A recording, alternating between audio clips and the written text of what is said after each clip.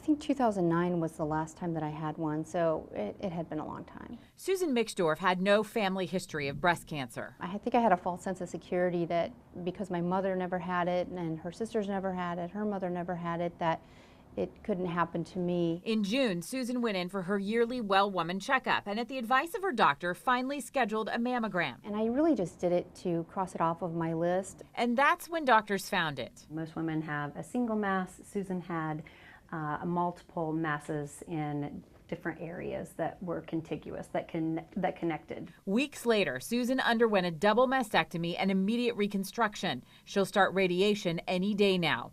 She now knows no family history doesn't mean you're in the clear. As I was later told, you may not have a family history of breast cancer, but that family history now starts with you. That's why doctors say those yearly mammograms are so critical to catching cancer and beating it. Most women that are diagnosed with breast cancer have no family history of breast cancer.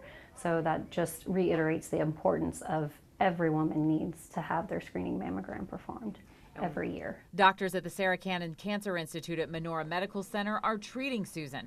They have their own team of experts dedicated to her care. That team meets weekly. Everyone is there, from the radiation oncologists to the plastic surgeons, the pathologists, radiologists, every person that is involved in the diagnosis and treatment of breast cancer is at that meeting. The team also includes a woman Susan says has been invaluable to her, her nurse navigator, Gina. How are you?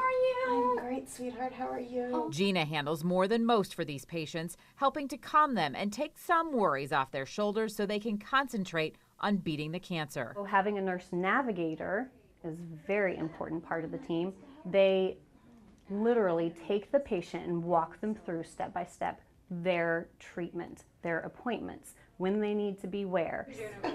Just weeks after her surgery, Susan is well into her journey to healing and wants other women to take a proactive approach to their health. And understand that undetected cancer doesn't get better with time. She says now that she's a patient herself, she realizes something she wants others to know. There's more reason to be hopeful than there is to be fearful. In Overland Park, Kansas, Amy Anderson, KCTV5 News.